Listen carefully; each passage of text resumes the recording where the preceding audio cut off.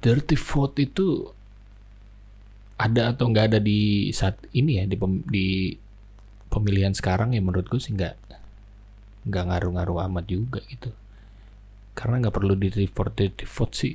Kalau kita ngeliat koalisi partai yang mendukung Gerindra aja udah pasti menang kayaknya. Lu bayangin di situ ada SBY gitu yang udah jelas menang 2 periode gitu.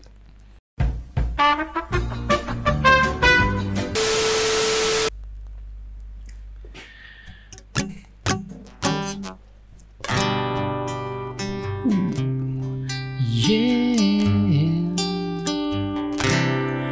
Saat ini Indonesia sedang pemilihan presiden dan juga DPR, MPR semuanya. Tapi aku tidak tahu visi misinya, jadi ku memilih dengan apa yang ku yakini. Oh, andai saja semua ini mereka mau bergabung tanpa pemilu, pasti uangnya bisa untuk makan satu Indonesia, semuanya sejahtera.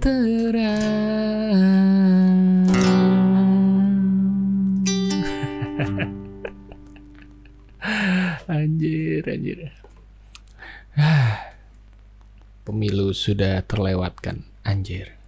Jadi sekarang ini jam 1:59. Sebenarnya gue dari tadi pagi sih, siang lah tadi pengen bikin video ngomentarin pemilu gitu, tapi ya baru keburu nih, sekarang baru selesai. Gue baru balik, baru sampai rumah. Cuman pengen memberikan opini, anjir. Kayak penting aja opini gue ya. Cuman pengen meluapkan keresahan dan apa yang gue pikirin aja sih sebenarnya. Pemilu. Apalagi kemarin tuh rame ya, ada dirty vote gitu keluar di masa tenang. Oh my god, gue nonton tuh isinya yang katanya netral, tapi gue rasa sih nggak netral ya, karena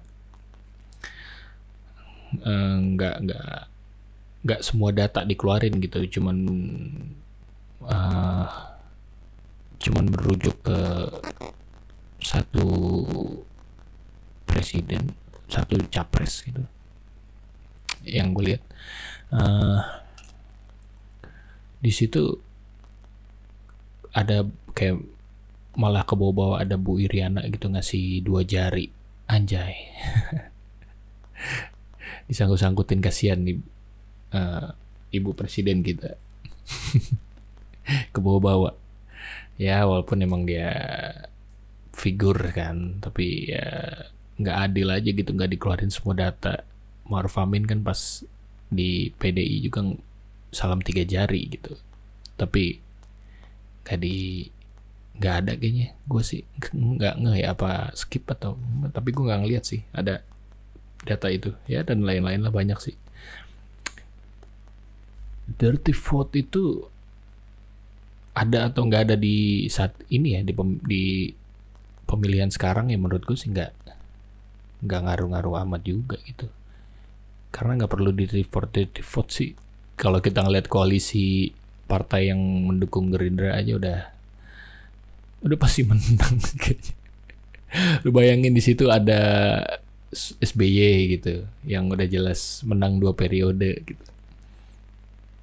Ada SBY, anjir, menang 2 periode. SBY itu masa iya dia dukung Prabowo gak menang? Logika aja gitu. Terus ada Golkar yang dengan partai besarnya lawannya ya PDI yang ditinggalkan oleh Jokowi. Bisa apa PDI kalau ditinggalin sama Jokowi? Ganjar ya nggak kuat. Tidak terlalu menyala abangku Ganjar. Tapi gue takjub sih, maksudnya di sini tuh salut kepada Anies Baswedan ya, yang bisa mempersatukan PKB dan PKS anjing. Sejarah baru telah diukir oleh Anies Baswedan, gokil. Bisa menyatukan PKB dan PKS. Ya, agak takjub sih. Cuman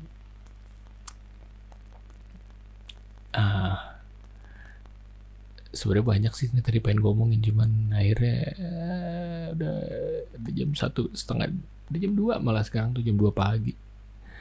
Jadi ada lupa gue apa ya dari kemarin tuh pengen ngomong.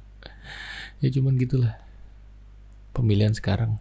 Gue sih inget sama ini ya, jadi inget sama apa, almarhum Gus Dur dulu kan pernah bilang kalau ke Prabowo ya, dia tuh kalau lo inget tuh ada beritanya, mungkin ada banyak. Kalau Gus Dur itu pernah bilang Prabowo bakal jadi presiden gitu di masa tuanya nanti. Gue pikir itu di tahun lalu, di Capres kemarin gitu maksudnya. Gue pikir itu saatnya Prabowo gitu, mungkin ya seperti yang diomongin Gus Dur. Tapi ternyata lawannya Ma'ruf Amin kan.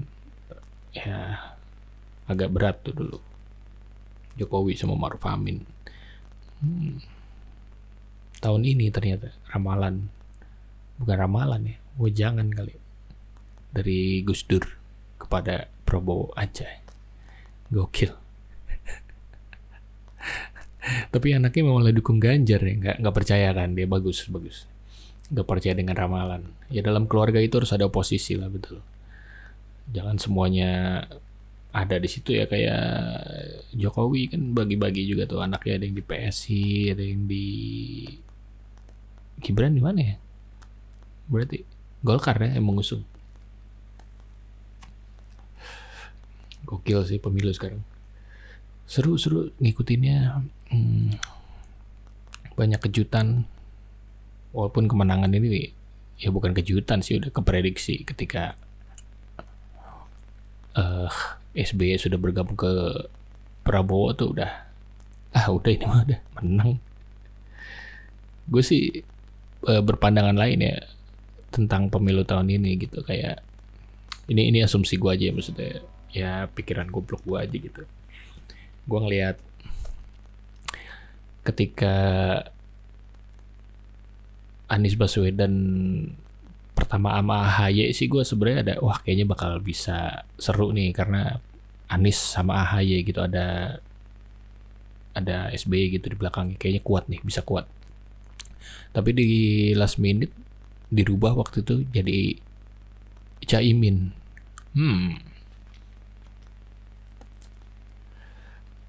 Lagi-lagi Anies hanya dijadikan alat oleh partai. Gue ya, ini pikiran gue. Lagi-lagi Anies hanya dijadikan alat gitu untuk maju ke depan, didampingi Caimin, yang dimana Caimin itu adalah orangnya Jokowi gitu.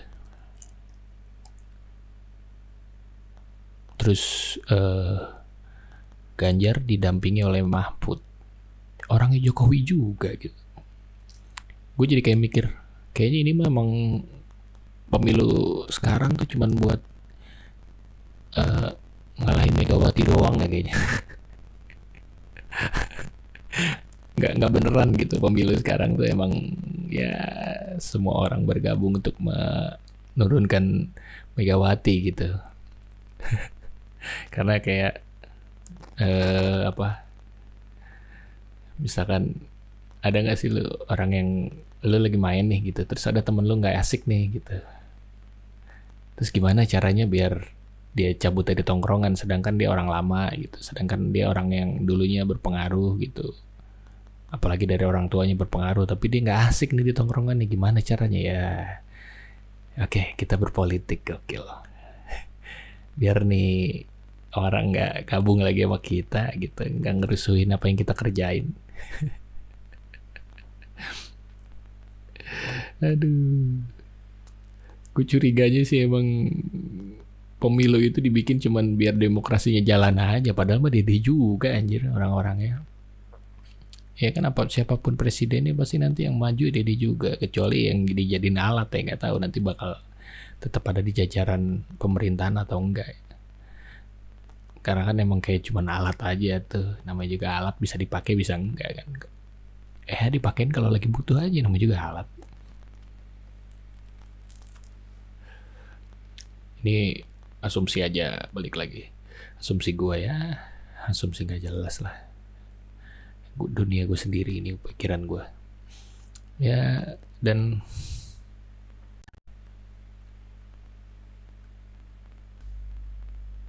kalau sekarang gue tadi polling, bukan polling apa, hitungan cepat itu kan Jokowi, sorry, hitungan cepat kan tadi Prabowo 57% nih kalau nggak salah.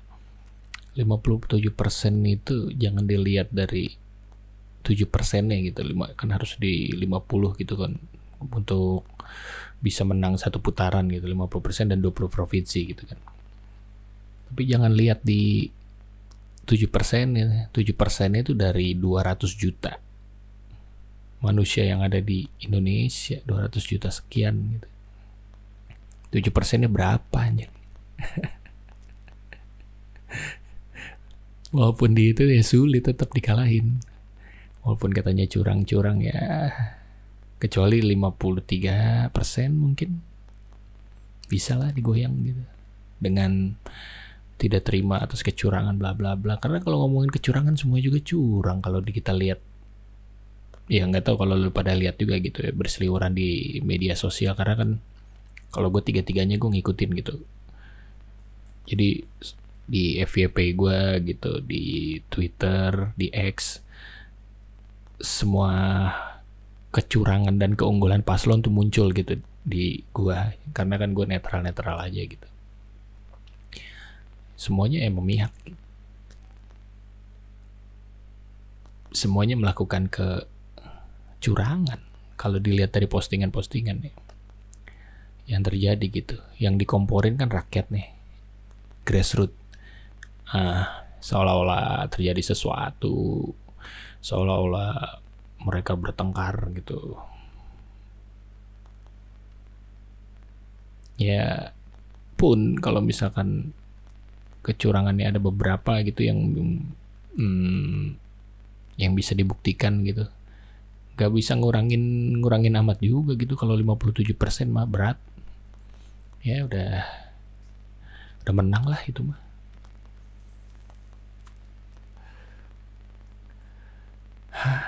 Cuman gue yang paling gak suka sih ya caranya Mas Anies ya. Mohon maaf untuk para pendukung 01, karena menggunakan amin itu udah sangat bikin orang jadi males ngomong amin tuh. Orang Islam jadi males ngomong amin gara-gara gak ngedukung Anies kan. Ya Allah, cuman gara-gara politik bisa bikin orang murtad aja. Gila politik identitas yang sangat mengerikan dari Anies Baswedan itu gue kurang suka sih. Ya itulah. Tapi pertanyaan terbesar gue adalah, bermunculan demokrasi sudah mati, kematian demokrasi, orde baru apalah bermunculan itu. Gue bingung sih, dari situnya demokrasi telah mati itu dari mana gitu asumsinya. Tolong dong kasih tahu kalau ada yang tahu gitu, demokrasi sudah mati itu atas dasar apa gitu. Karena kalau dilihat siapa yang apa namanya, yang mengkritisi pemerintahan kita dengan sadis, dengan parah gitu, tapi ditangkap kayaknya udah nggak ada deh. Demokrasi telah mati itu dari mana gitu narasinya? Coba gue pengen tahu deh dari teman-teman semua. Asli gue bingung itu, asumsinya dari mana. Terus Indonesia telah selesai apa segala macam, itu narasi-narasi yang dimunculin ketika Prabowo menang itu dari mana, asumsinya gitu, atau analitiknya dari mana gitu kalau Prabowo menang Indonesia hancur tuh. Coba kalau boleh ada yang tahu, infoin gue karena gue nggak ngerti, sumpah.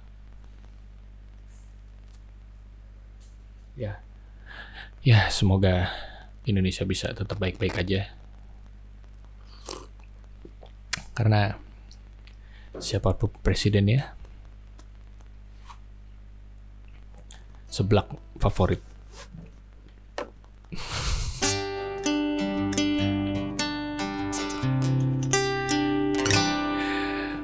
Presiden pilihan kita telah ditentukan oleh pemilu hari ini. Suka ataupun tidak suka, terjadilah. Semoga grassroots senang. Semoga semua indah pada akhirnya.